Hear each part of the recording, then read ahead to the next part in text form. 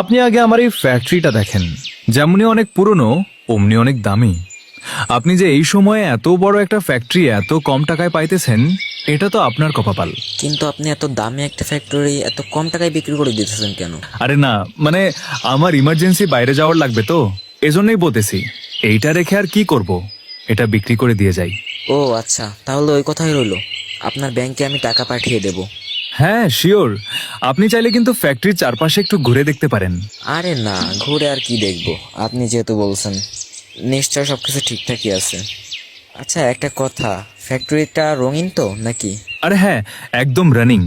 আপনি চাইলে কাল থেকে কিছু ওয়ার্কার লাগিয়ে কাজ শুরু করে দিতে পারেন। আচ্ছা তাহলে ঠিক আছে, ওই কথাই রইলো, আমি আসি তাহলে।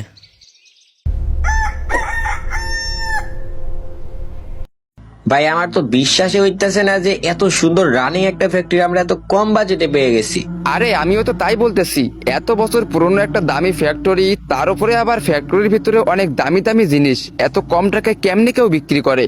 আরে এসব বাদ দাও, উনি অনেক তাড়াহুড়াই ছিল, তাই তো এত কম টাকায় বিক্রি করে দিয়ে বাইরে চলে গেছে। আচ্ছা ফ্যাক্টরিতে কাজ তো শুরু করে দিয়েছি, তোমাদের কি মনে হইতাছে রেসপন্স কি পাবো? রেসপন্স পাবো না মানে?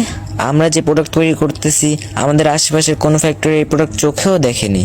আমরা তো মনে হয় প্রথম প্রোডাক্ট দিয়েই বাজিমাত করে ফেলবো। পরে এটা পরে দেখা যাবে। আচ্ছা এটা বল, ফ্যাক্টরিতে ওয়ার্কার লাগিয়ে দিয়েছিস কতগুলো?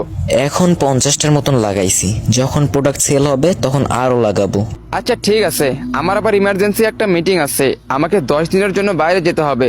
তাহলে রুবেল ফারহান, তোরা এই 10 দিন ভালোভাবে ফ্যাক্টরিটা দেখাশোনা করিস, আমি খুব তাড়াতাড়ি ফিরে আসবো। আরে কোনো সমস্যা নাই, তোমরা যতদিন ইচ্ছা ততদিন থাকতে পারো, আমরা তো আছি নাকি? হ্যাঁ কোনো সমস্যা নেই, আমরা ভালোভাবেই দেখাশোনা করব। আচ্ছা তাহলে তোরা থাক, আমি গেলাম। কিরে ফারহান, শুনলাম তোরা নাকি ফ্যাক্টরি কিনছিস?